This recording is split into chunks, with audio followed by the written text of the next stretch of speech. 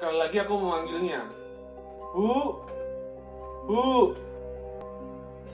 Bukannya jawaban dari sang ibu penjual warung tersebut, yang kami dapat malah dibuat kaget dengan suara yang kami dengar.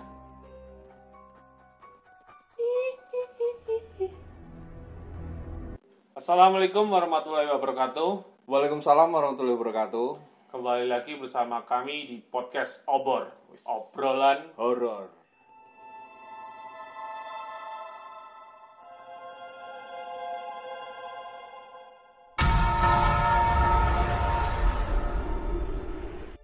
Masih bersama saya yaitu Rizky Ali dan partner saya. Mas Yok. Kali ini kami akan mengisahkan kisah perjalanan yang cukup mencekam. Seru pasti nih. Horor, ojo guyon-guyon we. Iya. Mencekam. Soalnya horor. Iya. Jadi kisah ini kita ambil dari seseorang, ya kan, dengan kisahnya yang ada di daerah Alas Roban. Siapa yang nggak merinding kalau dengar Alas Roban, ya kan? Nah, Alas Roban yang begitu kental dengan mistisnya dan begitu horornya di kalangan para Sopir. iya, sopir pantura. Karena di sana ada dangdutan. Yang warung-warung ini. Iya.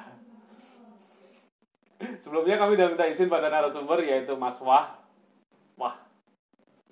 Dengan user Twitternya yaitu Wahyu Aryan TN _ Wahyu. Sini kami akan menceritakan bagaimana mencekamnya cerita Alas Roban ini. Yang pasti tonton terus sampai selesai dan jangan skip. Jangan lupa siapkan amunisi untuk menemani nonton video ini, ya kan? Jangan lupa juga siapkan headset agar horornya lebih terasa. Oke Bor, langsung aja kita nyalakan opornya. Jadi, sedikit histori aja tentang urban legend di Alas Roban ini. Nah, Alas Roban ini udah ada sejak zaman kerajaan dulu, Mas. Ya kan? Sejak zaman kerajaan dulu. Posisi Alas Roban ini berada di Kabupaten Batang. Jawa Tengah. Batang. Ya, letaknya di Jawa Tengah. Di daerah pesisir utara Jawa. Nah, dari zaman kerajaan itu udah ada. Dan mulai dibuat jalannya itu di abad ke-18 di zaman penjajahan Belanda. Nah, historinya ini Alas Roban ini itu dibuat oleh para tenaga pribumi yang dipekerjakan oleh pemerintah Belanda. Diperintah untuk mengerjakan dengan sistem rodi, kerja paksa. Iya, Tanpa upah. Dan lebih kejamnya lagi, mereka para pribumi banyak yang mati karena kelelahan. Dan posisi saat sudah meninggal, mati tersebut, mayat tersebut tidak dimakamkan atau dirawat sebaik mungkin, tapi malah dibuang di pinggir jalan tersebut. Dibuang saja, Mas. Makanya sampai sekarang Alas Roban itu memiliki cerita horor mistis yang sungguh sangat banget gitu. Temurun-temurun ya. Iya. Zaman Cerita. Belanda. Jadi cerita ini cerita dari pamannya, Mas Wahyu. Iya. Jadi cerita dimulai dari sini. Perkenalkan, namaku Agus. Ini adalah ceritaku saat melewati Alas Roban di awal tahun 2000-an. Saat aku hendak pulang ke rumah yang ada di kota Semarang. Siang ini adalah hari Jumat. Sebulan sebelumnya, aku sudah mengambil cuti untuk 2 hari di hari Senin dan Selasa depan. Dan pulang ke rumah bertemu dengan keluarga. Beberapa hari sebelumnya, aku sudah janjian dengan kawan lamaku, yang namanya si Rifkan, yang juga akan pulang ke daerah Demak. Jadi, kami akan pulang bersama dengan mobilku dari tempat kami berada. Pulang kerja, aku langsung mandi dan bersiap langsung mulai perjalanan. Sore itu terasa sangat damai udaranya. Suara anak-anak kecil di pelataran rumah dekat kontrakan pun terdengar sangat ramai. Rif, aku udah siap, tunggu depan kontrakan ya. Ucapku dalam telepon memberi tahu Rifkan kalau aku mau OTW. Kontrakan Rifkan lumayan jauh, namun kebetulan searah dengan arah pulang yang akan kami lewati nantinya. Saat hampir sampai, aku lihat Rifkan sudah menunggu di depan kontrakannya. Ayo, seruku pada Rifkan sambil membuka kaca mobil.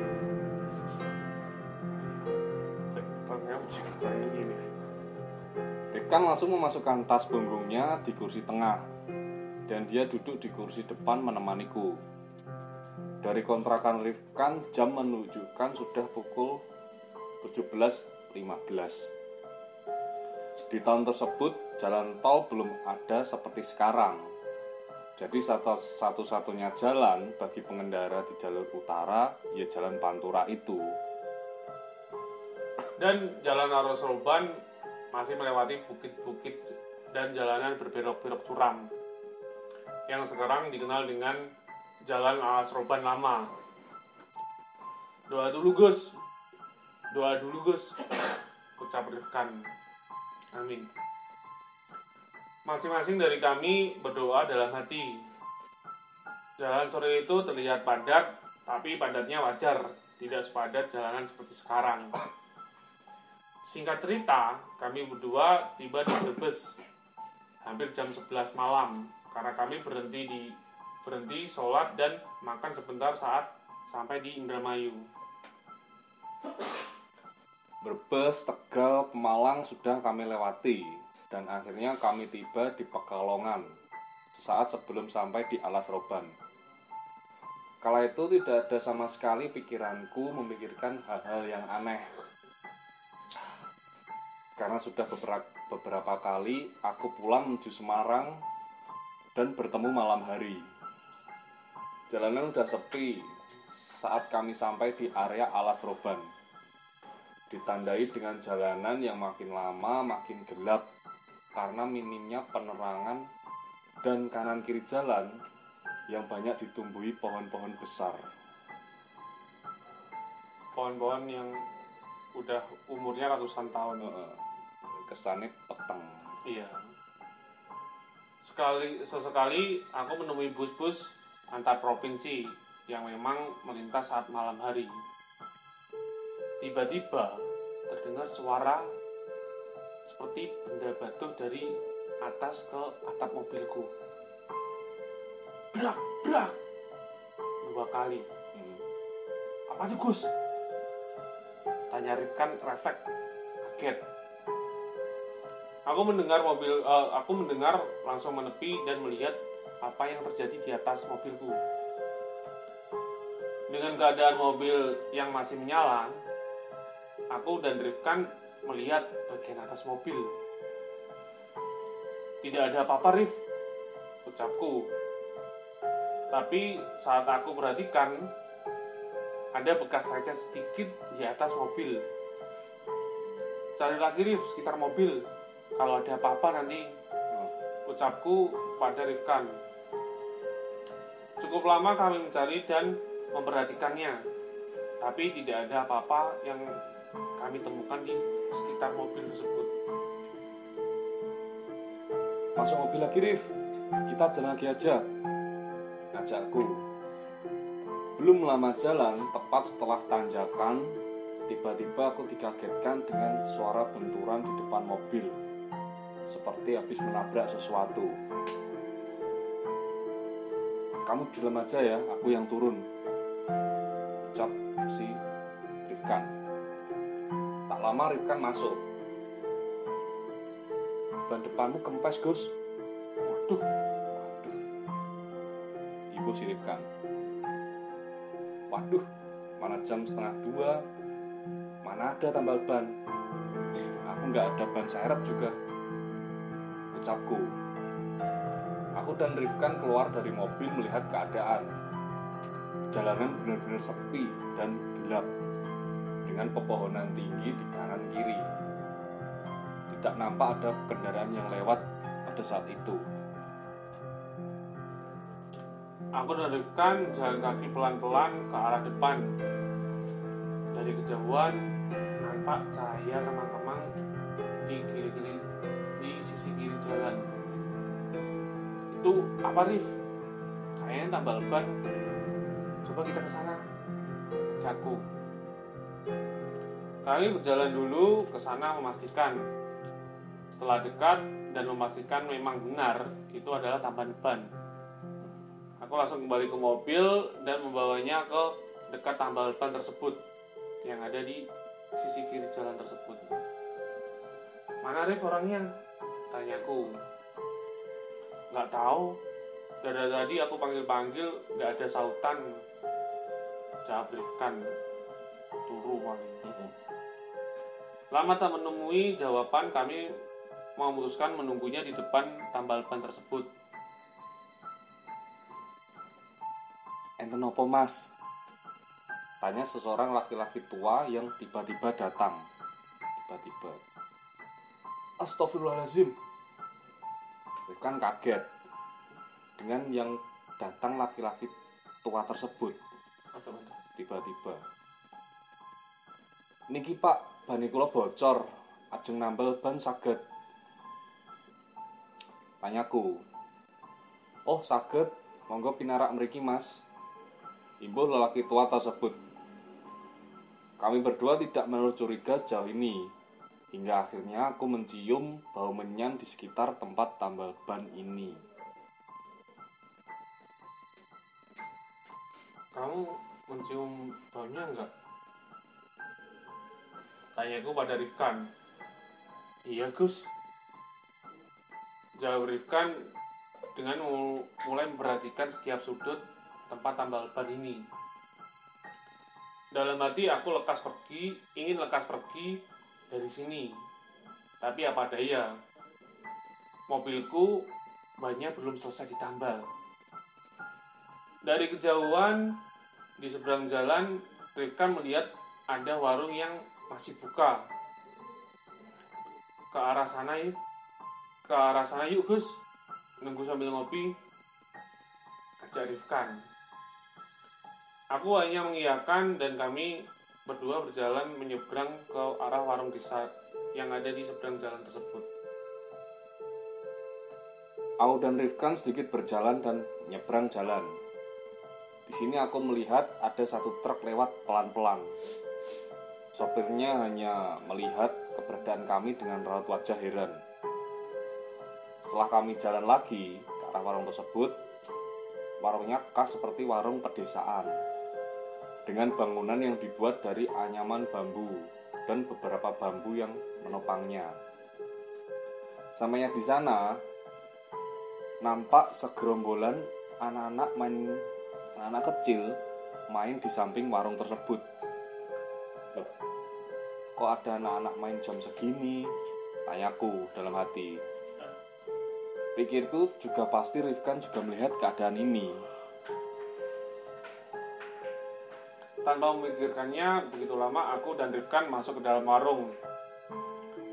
Nampak wanita yang belum begitu tua, mengenakan dasar, berdiri, tersenyum melihat kedatangan kami berdua. Itu bakso apa, Mas? Tanya ibu-ibu penjual warung tersebut. Kopi panas sekali, Bu, jawabku. Tak lama kopi datang, aku dan Rifkan ngobrol mencairkan suasana. Rif, ngerasa ada yang aneh nggak? Kok ada ya anak-anak main jam segini? Tanyaku ke Rifkan. Anak-anak mana? Tanya Rifkan. Lah itu, samping warung. Ini suaranya kedengaran juga kok. Masa kamu nggak tahu? Ucapku. Tanpa menjawab, Rifkan yang mendengarku langsung keluar melihat ke samping warung. Mana? Nggak ada apa-apa kok. Jangan aku nakutin, Gus. Si Rifkan. Situasi mulai tegang. Ibu-ibu penjual warung tiba-tiba menghilang entah kemana. Aku dan Rifkan memutuskan untuk bergegas kembali ke mobil. Bu, sampun. Ucapku manggil ibu penjual warung. Bu, Bu. Berkali-kali aku memanggilnya tapi tidak ada jawaban. Bu, sampun. Gantian si Rifkan ngomong, tapi masih saja tetap tidak ada jawaban. Sekali lagi aku memanggilnya. Bu, Bu. Bukannya jawaban dari sang ibu penjual warung tersebut, yang kami dapat malah dibuat kaget dengan suara yang kami dengar.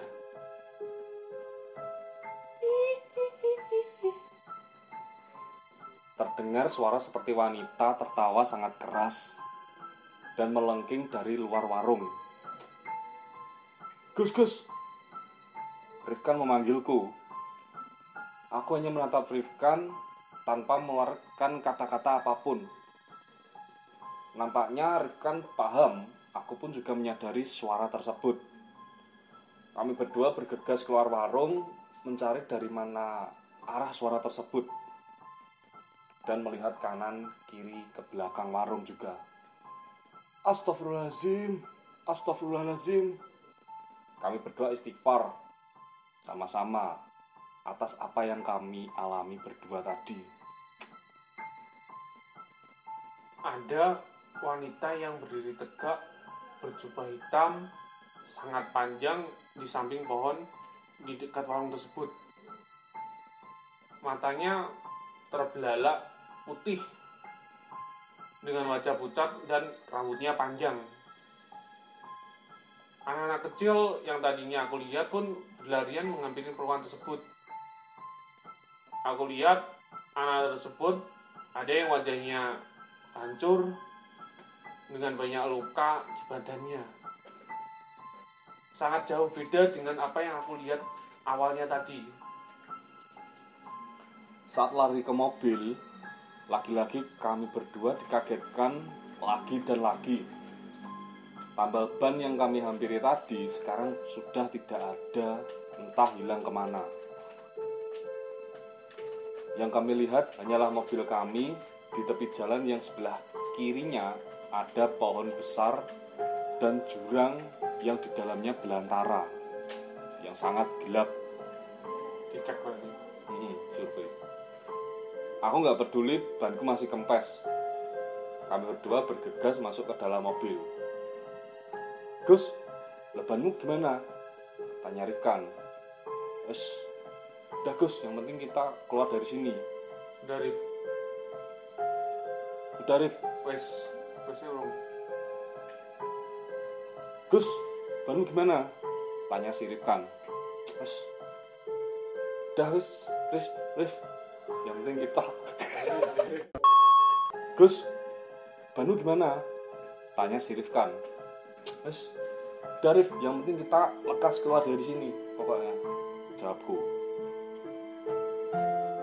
Suara perempuan tadi masih sangat jelas menemani kami berdua. Seperti alunan musik yang melengking di telinga kami. Aku berusaha menghidupkan mobil, lagi-lagi sial.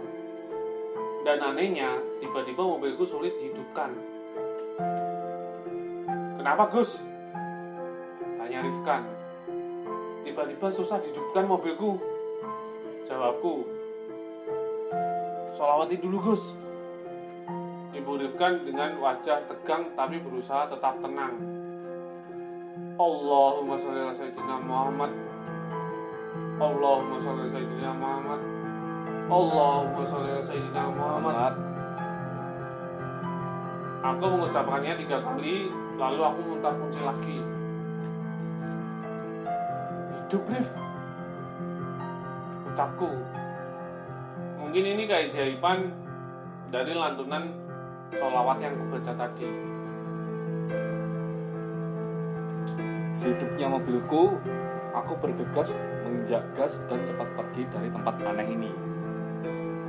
Namun nasib baik belum juga menghampiri kami. Belum lama jalan, tiba-tiba brak! Lagi-lagi ada sesuatu yang jatuh dari atas mobil. Wes, udah nggak usah digagas, lanjut aja, seru si Rifkan. Ini jam berapa sih, Gus? Aneh banget nggak ada kendaraan lewat, tanya Rifkan. Lihat jam 3 Rif, jawabku. Memang aneh, kenapa tidak ada kendaraan sama sekali? Normalnya di jam segini masih ada kendaraan besar yang melintas walaupun tak banyak. Tapi pikiranku nggak mau memikirkan hal itu. Aku hanya fokus agar cepat keluar dari alas roban ini. Gus, hati-hati, Gus! Teriak si Rifkan dibarengi dengan kemunculan wanita berjubah hitam yang kami temui tadi melintas tepat di depan mobil. Aku yang kaget, spontan langsung banting setir dan menginjak rem mendadak. Tit, tit, ting. Tiba-tiba terdengar suara klakson di telinga kami. Aneh bin ajaib, saat kami berhenti, mobilku berhadapan dengan truk muatan barang. Gus, minggir dulu, ajak Rifkan. Rif, tadi wanita itu mengikuti kita. Tadi nyebrang, kamu lihat kan? Tanyaku. Ya Gus, aku melihatnya. Dia tidak akan membiarkan kita pergi, ucapnya. Sesaat terdengar ada yang ngetok kaca mobil. Dari dalam terlihat bapak-bapak bergoncengan dengan ibu-ibu yang nampaknya suami istri. Aku buka kaca mobilku. Kalian tidak kenapa-napa, Mas? Tanya bapak-bapak itu. Enggak apa-apa, Pak. Kami terkejut barusan ada wanita nyebrang, jawabku. Walah, hati-hati, Mas. Di sini rawan. Ayo ikuti bapak dari belakang. Mampir ke rumah bapak dulu. Rumah bapak setelah alas roban ini. Nama saya Pak Rahmat dan ini istri saya. Ucap Pak bapak-bapak tersebut. Singkat cerita, aku mengikuti Pak Rahmat dari belakang. Jadi di setiap tikungan alas roban itu, aku melihat Pak Rahmat tampak membunyikan klakson motornya. Kami tiba di rumah Pak Rahmat sebelum azan subuh berkumandang. Bu Rahmat langsung ke belakang dan kembali dengan nampan yang berisikan teh hangat 2 gelas. Diminum dulu, Mas, ucap Pak Rahmat. Allahu Akbar, Allahu Akbar. Azan subuh berkumandang. Mas, ayo sholat subuh dulu. Pak Rahmat mengajak kami sholat berjamaah di masjid yang jaraknya nggak terlalu jauh dari rumahnya.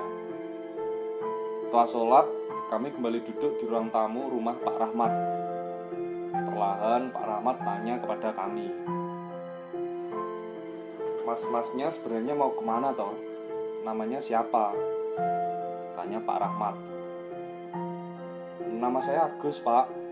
Dan ini teman saya si Rifkan. Rizky. Jawabku. Saya mau ke Semarang, perjalanan kurang dari perantauan, Pak. Ibuku. Masnya, tadi ada kejadian apa?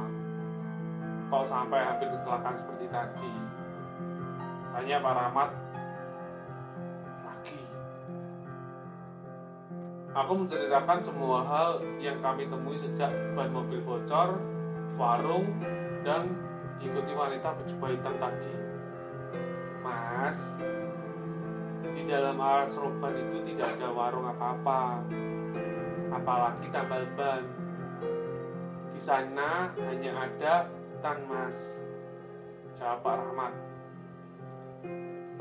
Tapi Pak, tadi kami menemui itu semua, Pak, Ibu Rifkan. Bener, Mas. Tapi Bapak sebagai warga yang tinggal di tak jauh dari alas roban itu sangat hafal daerah sini. Tidak ada yang namanya warung berdiri di sana, jawab Pak Rahmat.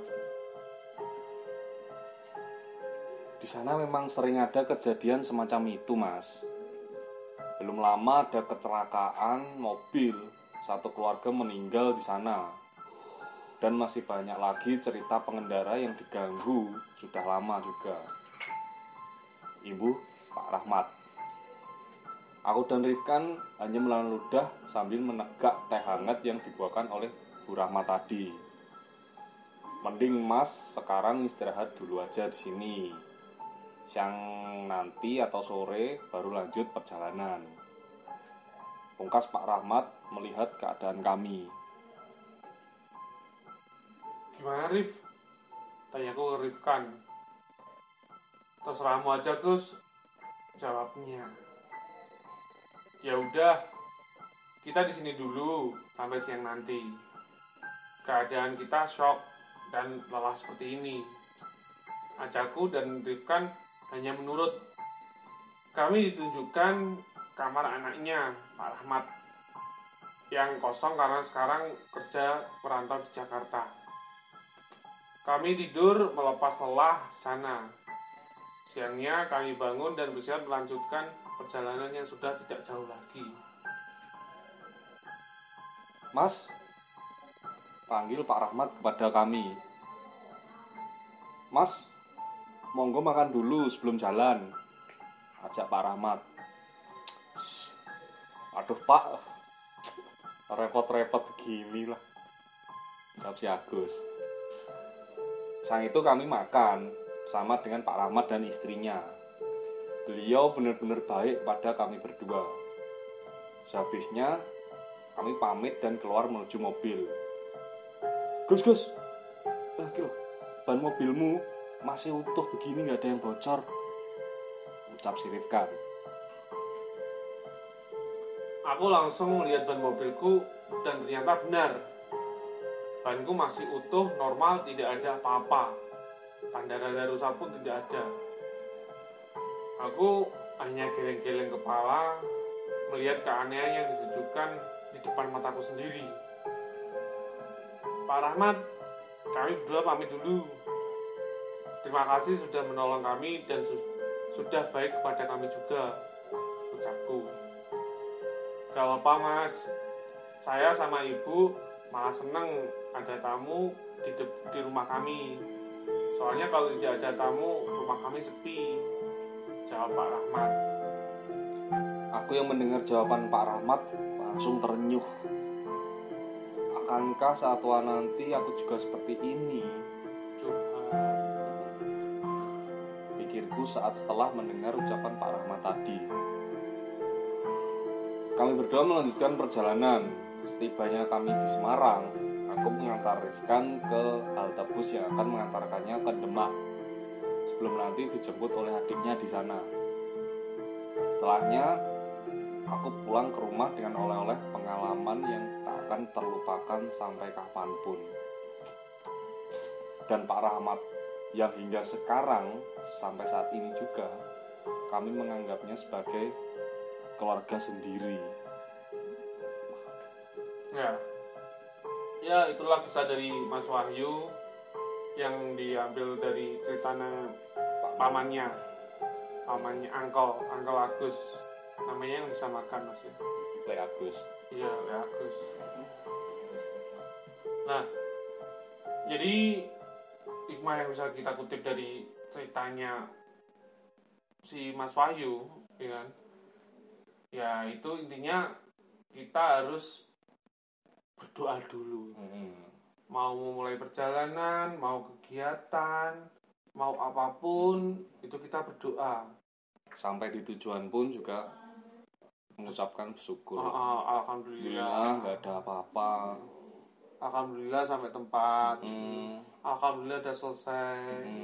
Alhamdulillah. Karena kalau kita berdoa, itu tubuh kita, hati kita, nurani kita, rohani kita, fisika kita, pikiran kita, itu dilindungi oleh sil.